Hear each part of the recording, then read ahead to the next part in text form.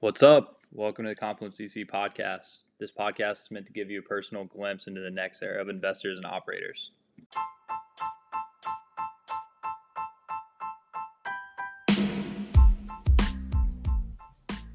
This week we had on Molly Fowler, who serves as CEO of Dormer Fund, otherwise known as the OG student-run venture fund.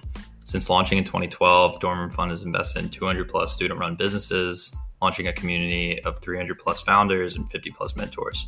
In this talk, we asked Molly about her unusual path into venture, the original hypothesis behind Dormer Fund, and the unplanned benefits of having a vetted community like this. First question I had for you was path to the current role, and then what are the main lessons you've had along the way? So the long and short of it is that I am a bit of a random weird path into VC. I kind of ended up here accidentally. I'm not the sort of stereotypical VC. And that can mean a bunch of different things to a bunch of different people. But I cut my teeth in politics, actually. I worked on political campaigns in California and then ended up working in government for a few years. And bounced around to a couple other things and worked for a smart cities technology company after that. But the thing that was really interesting to me was that I ended up at Dorm Room Fund kind of more because of the experience in politics than anything else. And so I think that, this sort of like blog post that I haven't written yet and probably need to is how direct a comparison the experience of running a political campaign is to starting a startup and to starting a company from day zero. I mean, basically it's like you have no team, you have no money, you have to raise it all, you have to figure out how to spend it, you have no internal architecture, you have no, you have a sense of who, you have polls that help you figure out who your potential clients are, potential users. And then it's an incredibly short time frame. You have to figure out how to use really constrained resources to get your product out there, which in this case is a candidate instead of a sort of piece of hardware or software or something like that. And then you have this like incredibly condensed version of a go-to-market, which is your get out the vote plan. And so one of the things that excited me about the opportunity to work at Dorm Room Fund was the idea of it's the same stuff I love the most about political campaigns, especially at the local level, where it's just a few folks with a kick-ass idea who go out and like make a dream come true. And so I think having, and the sort of competitive nature of it and, the work hard, play hard mentality, it all really reflected nicely in getting the opportunity to work with really early stage founders. So drawing on that experience and also my work doing community organizing, I think set me up for a unique perspective when coming to an organization like Dorm Room Fund. All right, so we were talking about this earlier. You've been Yep. underwater this week because you just closed your applications for Dorm Room Fund. So wanted to talk a little bit more about that, talk about the process of onboarding the new people coming in, and then kind of figure out what your day's been looking like the last couple of weeks. For sure. So the amazing thing about Dorm Room Fund is how Dorm Room Fund works is the construction of the team, right? So we have 4 investing teams that are made up of current students, and it's a mix of everybody from like undergrads through MBAs. We have MDs, we've had MD MBAs, we've had PhDs. We even had someone from the Divinity School who joined our team last year.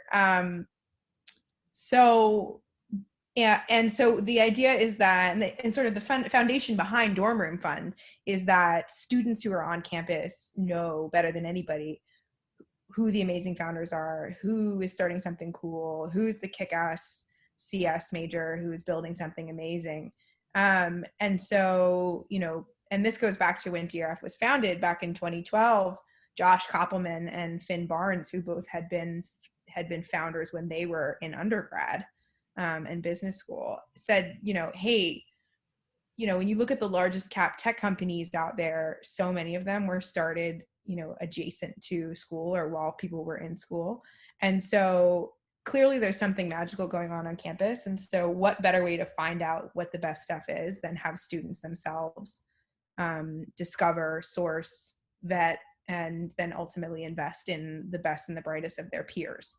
And so what started off with a $500,000 check and a teeny little fund and one small team in Philly has grown to a national network this year. This year we're going fully national, of teams across the country with about 60 investors every year who are operating on campuses that they are members of and sort of beyond, who look for the best and the brightest, and have invested in over 300 companies in the last 8 years. So it's a pretty monster thing.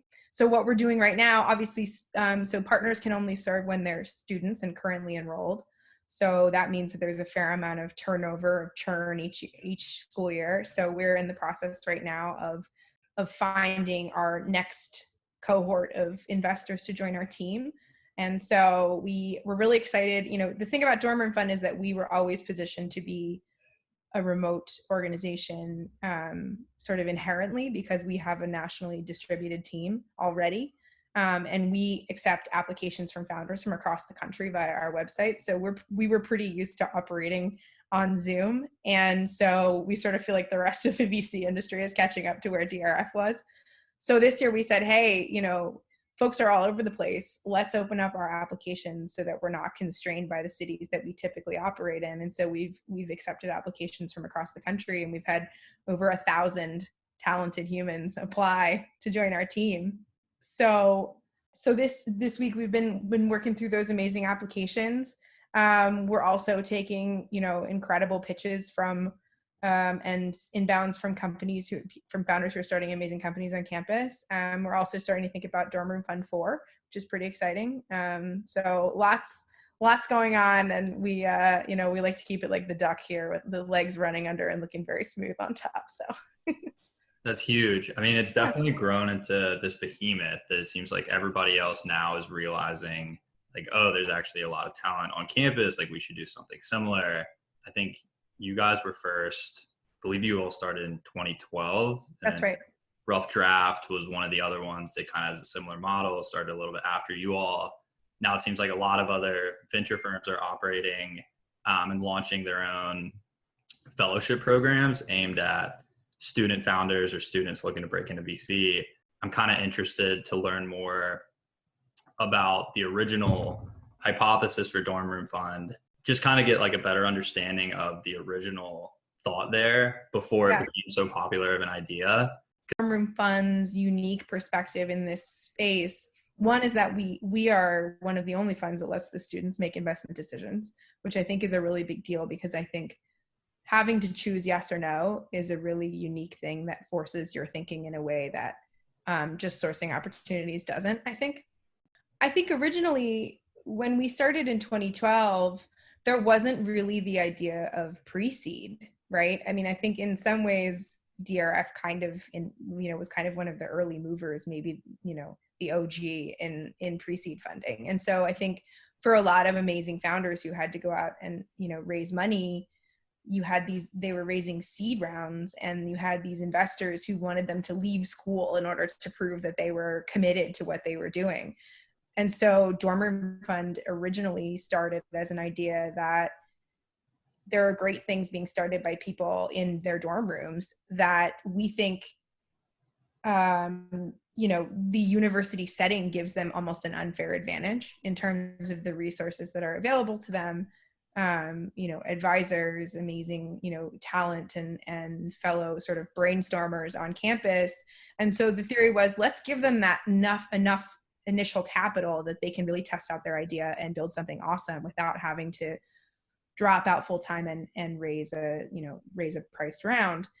And so I think what started as like a, hey, let's see if we can help launch a couple of cool folks doing something interesting has in a lot of ways created this sort of pre-seed category where you are seeing a lot of different funds go around and sort of want to have presence on campus because they realize that there's some incredible things happening on campus today, and a lot of incredible, really novel ideas are coming out of the university space. And so I think, what started as an idea has turned into a serious investing model. And I think, and then the other thing I would say is that DRF is a bit of is a bit of a juggernaut now, right? Like we've been on campus for 8 years. We have great relationships with folks. We figured out how to train the best investors. And so, not only are our startups getting connected to a pretty robust and increasingly maturing community and the dorm room fund, its community itself, right? And I think like 30% of our alumni have gone into jobs in the venture industry, right? So you think about the network that you get there, plus the sort of additional 25% that are starting their own companies themselves. So it's a pretty amazing network of current and former DRFers, but also access to the other founders that we've invested. So we've made over 300 investments since we started in 2012. And so I think it's a bit of the flywheel effect for DRF, and it's a really exciting time. And I think it's never been a better time to be of a student founder. And we're seeing the results of the model. Dorm room fund companies raised over 100 million follow-on capital since the beginning of the year. And that's, just a handful of them. So I think exciting things to come for DRF. And I think the thing we weren't expecting from the original model that has proved really interesting is the extent to which dorm room fund is a talent incubator. I think the thing that we weren't expecting was the power of the people accelerator factor of dorm room fund. And so the incredible alumni network that's graduated out of DRF, they're redefining the venture industry from the bottom up. They're starting incredible companies. They're going and running amazing teams at some of the hottest startups in the country. And they're at a lot of the sort of big cap tech companies. So DRF mafia is everywhere. Yeah. I was about to say that becomes an unfair advantage for dorm room fund going forward. I mean, you have access to these pools of vetted talent, and as more and more companies come through, it becomes this reinforcing loop that other firms, even if they do want to launch their own fellowship program, whatever it is, it's going to be really hard to compete with that just because you had an 8-year head start or whatever it was. But yeah, no one was expecting us, right? When you start in 2012 with 500K, no one's expecting you to turn into a juggernaut. So yeah. I mean, I love the model, love the idea. So I have this belief that identifying unknown pools of talent will become more and more important over the next decade. Obviously, you all have realized that long before I did. Interested, especially now. I think identifying and evaluating talent is very hard, even in person, but with the switch to remote, I'm pretty interested in how that evaluation process has changed.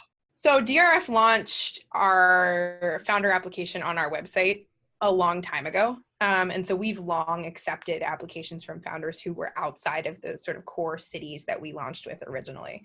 And so I think, as I mentioned earlier, the idea that you could get to know a founder and their idea over Zoom or over a phone call has long been part of Dorm Room Fund's DNA.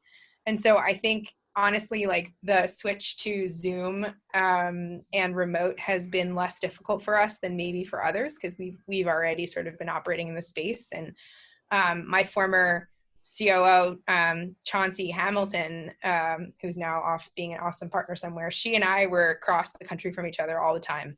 And so, the first round team operates this way too. And so I think like we were less stressed out about it. And I think like, the basics of, doing your homework before you talk to a founder and then really trying to get to know them a little bit. The same thing happens over Zoom for me that does in person. And I don't think that there's any real like loss of fidelity there. So I think it's an acceleration of a trend that was already happening. And I think it hasn't been too difficult for DRF to adapt to. Yeah. Again, I love the model. I think now you guys are just able to attract so much awesome talent that lives on campus that I feel like it becomes harder and harder to actually narrow down who you want to partner with. But yeah, well, and like we're seeing that, right? So I think that's the other thing, is that it's an unfair advantage now, because whereas before we need, we had this model that required partners to be in person. I think what's really exciting about this cycle is that we're talking to you're not founders, but partners. And we're now talking to partners who, potential student partners who are all over the country. And so when you talk about building net new networks, I mean, it couldn't be a better time. And obviously DRF sort of operates squarely in the thesis that, undiscovered talent is the road to potentially big hits. So we're pretty excited about what's to come, even though COVID's kind of a drag. Yeah, I think the other big piece of advice I have on getting to know founders over Zoom is like, turn your self view off, because that shit is wildly distracting. So I agree. I mean, now, like, for almost all my meetings, I just have my camera off. Tyler, you want to close out with these last couple of quick questions at the bottom? Quick questions. Yes. What are the worst things about venture to you? I saw this question and I got really excited. Keep it real. Yeah, like, no, I know. Not the like, say no to founders. It's so hard. I mean, it is hard and it sucks. Do you know what is the most frustrating thing in the entire world to me about venture? Are the businesses that you truly believe need to exist in the world, but don't have a economic engine that shows a path to venture returns. I know. So you're like, God, I really want to invest in this company. And then you're like, we need this thing. And then you're like, but there's literally no way they're going to return any of this capital. And so like when venture capital as an asset class gets in the way of like cool ass businesses that you should see and exist in the world, that's the worst part. Yeah, I mean, it's one of those things where it's like, this is a fire lifestyle business and I think you'll be rich, and like maybe I should quit my job and do this with you because it's like dope. Yeah. But it ain't gonna get there. It's sad. It's really, really sad. A really interesting thing is like I've actually seen a founder before when I was at WonderCo. I'm not gonna speak on who it was, but we actually thought that they could get like pretty big because we were investing early on and like the returns wouldn't have been crazy. But like we could have seen it like, you know, maybe 2 to 10xing our money. Yeah. See, but it just wasn't going to be big. Right. And we were like, yo, honestly, you just shouldn't raise VC. Like go get some like venture debt, like figure it out. Yeah. Yeah. No, and that's, I think, also what makes a good VC is being able to be like, you know, hey, your business is awesome, but go figure out a better way to finance it because this like rocket fuel is not for you. Josh Koppelman has a kick-ass sort of perspective on this, which is like we sell rocket fuel and rocket fuel doesn't work in motorcycles. You know? Let's see. Okay, what's next? What is the best piece of feedback you've ever received? So the one I will never forget is one of my first bosses, fresh out of undergrad, said to me, Molly, you need to be mindful of the emotional impact you have on a room. And I think that's something that is so important.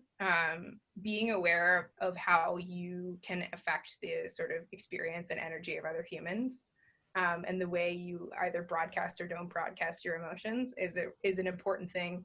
And I think is really different than the academic setting where you're sort of encouraged to be like, 110% of yourself to, in your discussion section or whatever. And so I often think about that and how powerful and the positive you can be, where if you come in with like a super fired up energy and a can-do attitude, it's amazing how much that influences your experience with the people that you share space or conversation with.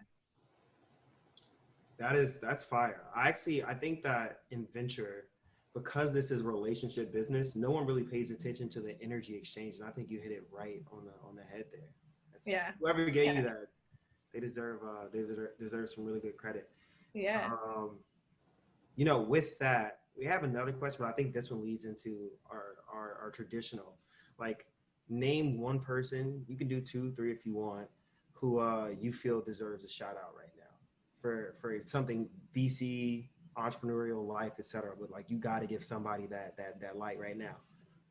Well, I'm really grateful right now to the Dorm Room Fund managing partners. So there are 2 students on each of the current teams who are running recruiting right now, and they are grinding. So I'm really grateful to them. Who else deserves a shout out? Because I was about to call you out. Like, oh, I know you gave me a list, but they do. They're working their buns off. The Great Point Ventures and Mucker, those departments. Who deserves a shout is Courtney Dewey-Lipkin at Sousa Ventures. I would love to get into it. I've heard. She walks the walk, man, and she just launched this incredible venture associate program or venture fellowship program at SUSE, where she's bringing in mid-career folks who have interest in venture and giving them an incredible opportunity to work alongside the partnership at SUSE. So not only is Courtney like a badass investor and a kick-ass human, but she's like really walking the walk when it comes to creating a more inclusive venture capital universe. That's fire. That's fire. Okay. That passed the litmus test, Tyler. Yeah, because there's like you're a pretty well networked person. You could have shouted out anyone, so this is special. Thank you. Yeah, of course. Last question, before we do the whole closeout piece. Yeah. Is how would you advise current junior VCs and aspiring VCs to stand out from the others in their field? So 2 things on this one. One is that another Josh Koppelman-ism. Josh always talks about looking for kick-ass founders who have charted their own path.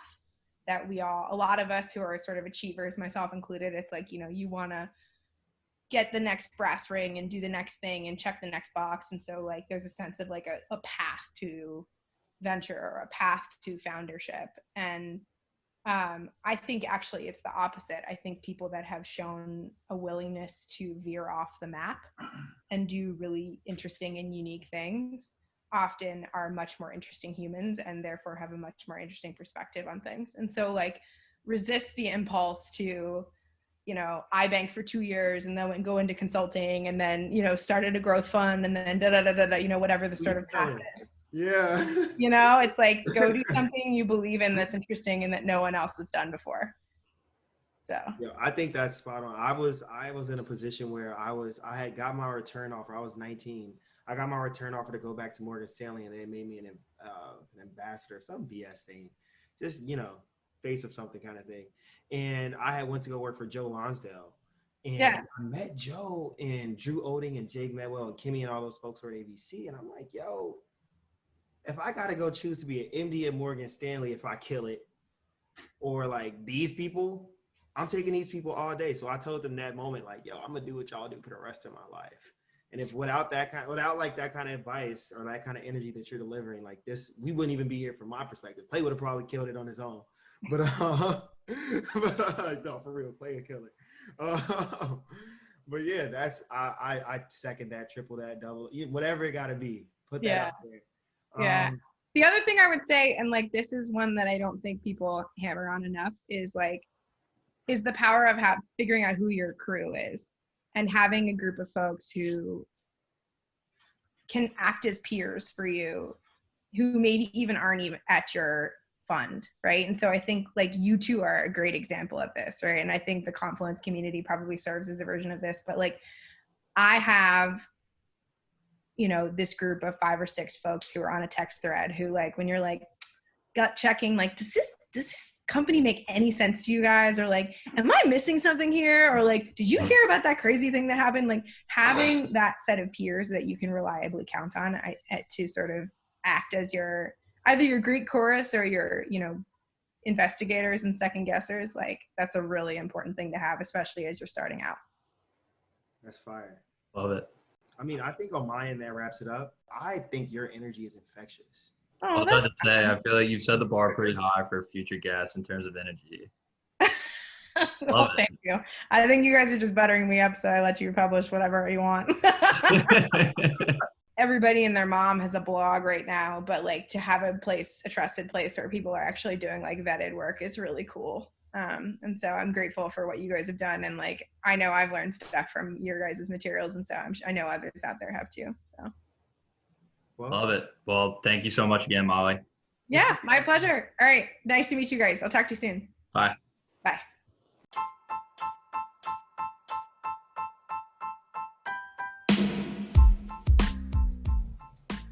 Huge shout out and thanks to Molly for joining us and having so much infectious energy. Tyler and I really enjoyed making this. We hope that each of you are able to pick up something interesting from it. For next steps, if you're an investor and have not already signed up to join, we encourage you to check out our website at www.confluence.vc to submit your info to become a member. If you have any feedback for us, please feel free to reach out directly either to Tyler at tyler@gpv.com or myself at clay@muckercapital.com. Hope to hear from you all soon.